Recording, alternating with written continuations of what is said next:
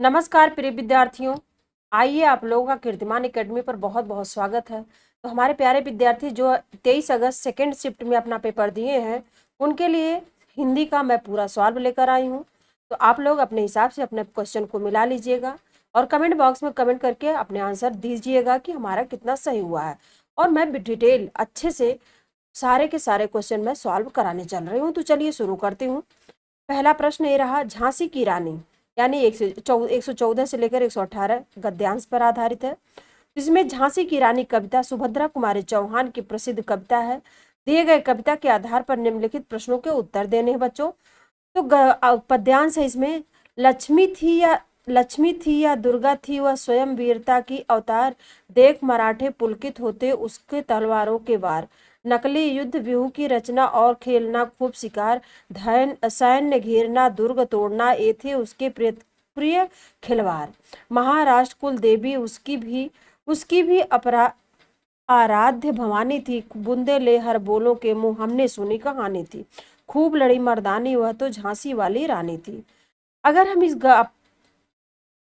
पद्यांश को देखें तो इसमें पहला प्रश्न है, कवियत्री का अधिकांश रचनाएं किस तरह से थी, यानी कवियत्री की अधिकांश रचनाएं किस पर आधारित है, सामाजिक है, वात्सल्यपूर्ण है, देशभक्तिपूर्ण है या फिर धार्मिक है।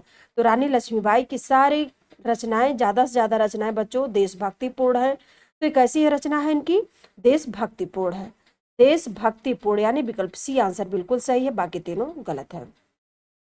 आइए अगले प्रश्न को देखते हैं। खूब लड़ी मर्दानी वह तो झांसी वाली रानी थी।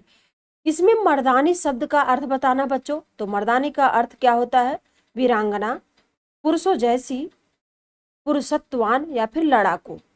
इसमें अगर हम देखें तो इसका सही अर्थ होता मर्दानी का पुरुषों जैसी, पुरुषों जैसी। कैसी है, पुरुषों जैसी। अगला प्रश्न, उक्त पद्यांश का सही शीर्षक क्या हो सकता है, झांसी की रानी, 1857 का गदर, अंग्रेजों का आक्रमण या फिर महाराष्ट्र कुलदेवी। तो इस पद्यांश का शीर्षक होगा झांसी की रानी। क्या होगा, झांसी की रानी, झांसी की रानी। अगला प्रश्न, इस कविता की कवयित्री का नाम क्या है, महादेवी वर्मा, सुभद्रा कुमारी चौहान, तारा पांडे या फिर मीराबाई।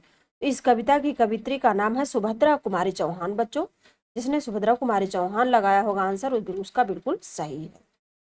अगला प्रश्न है, इस कविता में प्रयोग किया गया रस है, यानी इस कविता में किस रस का प्रयोग किया गया है, भक्ति का, करुण का, श्रृंगार का या फिर वीर रस का। तो बच्चों ये कविता, इनकी सुभद्रा कुमारी चौहान की सारी कविताएं वीर रस में लिखी गई हैं। तो यह वीर रस का प्रयोग इस कविता में हुआ है, यानी विकल्प डी आंसर इसका सही हुआ। अगला प्रश्न आइए देखते हैं। अगला प्रश्न, इस कविता में रस हो गया, दिए गए विकल्पों में से विधुर का स्त्रीलिंग कौन सा है, यानी विधुर शब्द का स्त्रीलिंग शब्द कौन सा है। विधुर पुरुष को कहा जाता है, तो स्त्री को क्या कहा जाता है, विधुरनी, विधवा, विधुरी या फिर विधुराइन। तो स्त्रीलिंग में विधुर का स्त्रीलिंग होगा विधवा। क्या होगा, विधवा। स्त्री को क्या कहा जाता है, विधवा कहा जाता है, इसलिए विधवा होगा इसका स्त्रीलिंग। अगला प्रश्न आइए देखते हैं। तुम कब आओगे, इस वाक्य में उचित विराम चिन्ह का प्रयोग कीजिए, यानी तुम कब आओगे इस वाक्य में किस विराम चिन्ह का प्रयोग किया गया बच्चों। इसमें अगर हम देखें तो इसमें विराम चिन्ह कौन सा है, तो प्रश्नवाचक चिन्ह का प्रयोग हुआ है, क्योंकि यहाँ से प्रश्न पूछा जा रहा है बच्चों कि तुम कब आओगे, कब यानी प्रश्नवाचक चिन्ह हो रहा है यहाँ, इसलिए विकल्प बी आंसर इसका सही होगा। अब आइए आगे देखते हैं। 1987 में मगध कविता के लिए साहित्य अकादमी पुरस्कार किसे दिया गया है। मगध कविता जो है साहित्य अकादमी पुरस्कार किसको मिला है 1987 में, निर्मल वर्मा, श्रीकांत वर्मा, त्रिलोचन या फिर शिव प्रसाद सिंह। तो मगध कविता जो है 1987 में साहित्य अकादमी पुरस्कार बच्चों मिला है श्रीकांत वर्मा को। किसको मिला है, श्रीकांत वर्मा को मिला है, श्रीकांत वर्मा। अगला प्रश्न, निम्नलिखित में से कौन सा शब्द विशेषण है, यानी इनमें से विशेषण शब्द बताना है, मात्र, खर्च, निपट या फिर चुपचाप। तो इसमें विशेषण शब्द कौन सा है, विशेषण की दृष्टि से अगर हम देखें तो निपट शब्द जो है विशेषण है। विकल्प सी आंसर इसका सही होगा, निपट। अगला प्रश्न, अव्यय के भेद कितने हैं? यहाँ प्रश्न पूछा गया है अव्यय के भेद कितने हैं। अव्यय के कितने भेद हैं? 3, 4, 5 या फिर 6। तो अव्यय के भेद होते हैं बच्चों 4। कितने हैं? 4। 4 भेद होते हैं अव्यय के।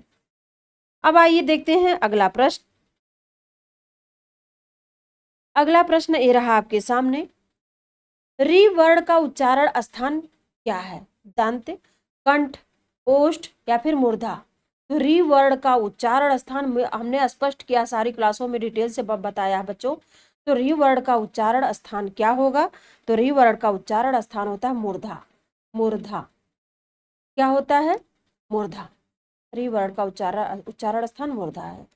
अगला प्रश्न ये देखिए आपके सामने रहा, काव्य की शोभा बढ़ाने वाले धर्मों को अलंकार कहते हैं।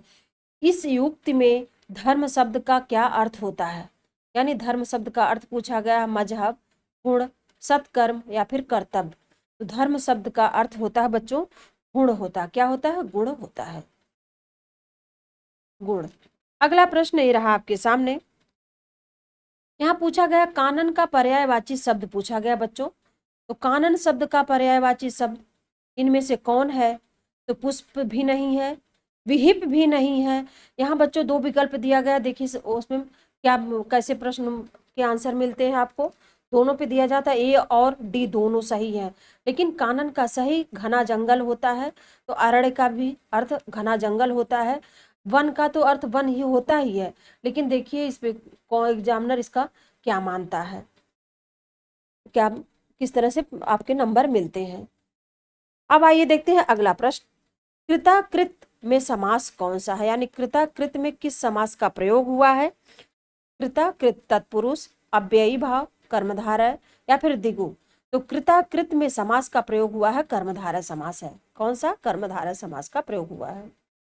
अगला प्रश्न आइए देखते हैं, निम्नलिखित में से किस वाक्य में कर्तृवाच्य का प्रयोग हुआ है? यानी कर्तृवाच्य का प्रयोग किस विकल्प में हुआ है? छात्रों द्वारा सजावट की गई नहीं, मजदूरों से दर्द के कारण उठा नहीं गया, यहाँ भाव हो जाएगा। आज नागरिकों द्वारा सफाई अभियान चलाया गया, ये भी नहीं है। मोहन पुस्तक पढ़ रहा है, यानी विकल्प डी आंसर बिल्कुल सही है, क्योंकि कर्तृवाच्य इसी में प्रयोग किया गया है। मोहन पुस्तक पढ़ रहा है। आइए अगले प्रश्न को देखते हैं, निम्नलिखित में से पुल्लिंग शब्द छांटना है। चाहत होती है, रंगत होती है, मेहनत होती की जाती है, आहार होता है। इसलिए विकल्प डी आंसर इसका सही होगा, क्योंकि ये पुल्लिंग है। आइए अगले प्रश्न को देखते हैं, माघ फागुन में पड़ने वाले ऋतु के लिए एक शब्द कौन सा है? तो बच्चों आपको अच्छे से पता होगा कि ऋतुओं के नाम उसी बेस पर ये पूछा गया है। माघ फागुन में पड़ने वाले ऋतु में एक शब्द कौन सा है?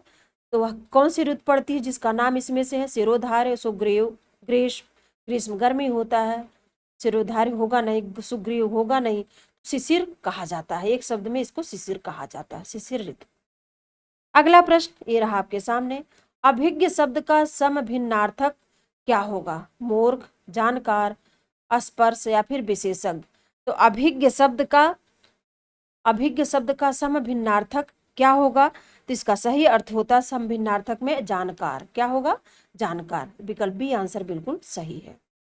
अगला प्रश्न ये रहा आपके सामने, चीफ की दावत या कहानी बच्चों, इसके रचनाकार कौन है? डॉक्टर देवराज, राजेंद्र यादव, भीष्म साहनी या फिर दुष्यंत कुमार? तो डॉक्टर देवराज भी नहीं है, राजेंद्र यादव भी नहीं है, दुष्यंत कुमार भी नहीं है। इसके रचनाकार हैं भीष्म साहनी। भीष्म साहनी।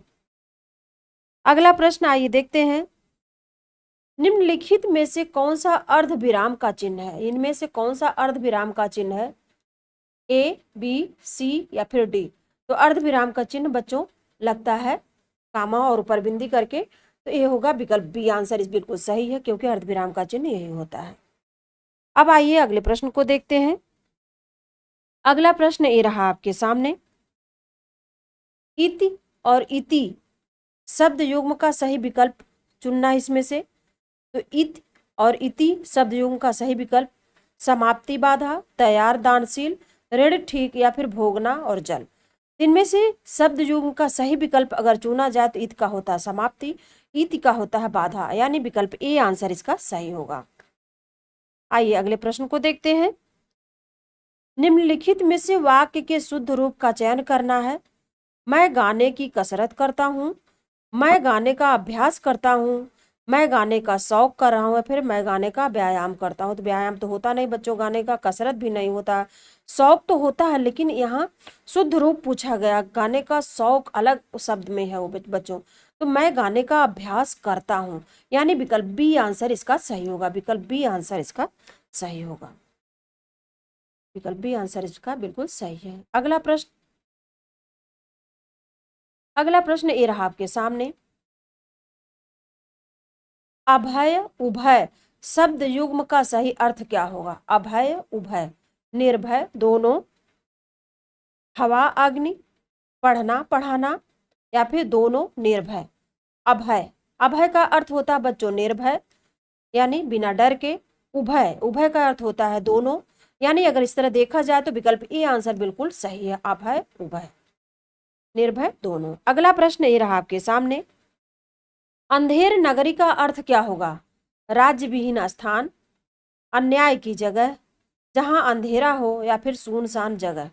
तो अंधेर नगरी का सही अर्थ होता है बच्चों, अगर देखा जाए तो अंधेर नगरी का सही अर्थ होगा अन्याय की जगह, अन्याय की जगह। कहा जाता ना अंधेर नगरी चौपट राजा, जहां अन्याय ही अन्याय हो तो वहां उसी को कहा जाता है अन्याय की जगह, यानी अंधेर नगरी। अगला प्रश्न ये रहा आपके सामने। कांति और क्लांति शब्द युग्म का सही अर्थ बताना है। कांति, कांति का अर्थ होता है चमक, क्लांत क्या होता है ये देखते हैं, थकावट होता है इसका अर्थ बच्चों। तो चमक क्लेश ये नहीं सही है, चमक थकावट बिल्कुल सही है, बिल्कुल सही है। अगला प्रश्न आइए देखते हैं।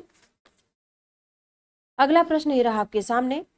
आधि व्याधि शब्द युग में आधि शब्द का अर्थ निम्नलिखित में से क्या होगा? आधि, आधि शब्द का अर्थ पूछा गया बच्चों यहाँ मानसिक कष्ट, आधा, पागलपन, या फिर अधकपारी जैसे रोग। तो आधि शब्द का अर्थ अगर हम देखें, आधि शब्द का अर्थ तो मानसिक कष्ट होगा, मानसिक कष्ट। अगला प्रश्न। त वर्ग की ध्वनियों का उच्चारण स्थान क्या है? यानी त वर्ग की उच्चारण ध्वनियों का स्थान यहाँ पूछा गया है। त वर्ग की उच्चारण ध्वनियों का स्थान देखा है नासिक, दंत, मूर्धन्य, या फिर तालब। तो त वर्ग का उच्चारण स्थान बच्चों होता है दंत, बिल्कुल सही आंसर है दंत। अगला प्रश्न ये रहा आपके सामने। वह लाचार है क्योंकि वह अंधा है, इस वाक्य में कौन सा अव्यय है? परिणामवाचक, संबंधवाचक, संकेतवाचक, या फिर कारणवाचक। तो वह लाचार है क्योंकि वह अंधा है, तो यहाँ कारण दिखाया गया है बेटा, क्योंकि बच्चों क्योंकि अंधा है वहां, इसलिए कारणवाचक होगा, इसमें अव्यय का प्रयोग, कारणवाचक अव्यय का प्रयोग हुआ है। अगला प्रश्न ये रहा आपके सामने। बिनु पग चले सुनय बिनु काना, कर बिनु कर्म करे विधि नाना। इन पंक्तियों में प्रयुक्त अलंकार, यानी इन पंक्ति में किस अलंकार का प्रयोग हुआ है? असंगत अलंकार, विशेषोक्ति अलंकार, दृष्टांत अलंकार, या फिर विभावना अलंकार।